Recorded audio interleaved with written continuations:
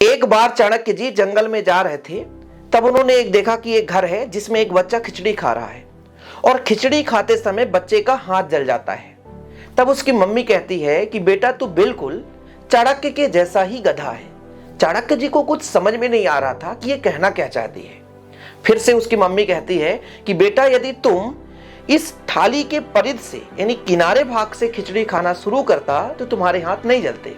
तुम अपने उंगलियों को सीधा खिचड़ी के बीच में डाल दिया जहां पर ज्यादा गर्म खिचड़ी है, इस कारण से जल गए।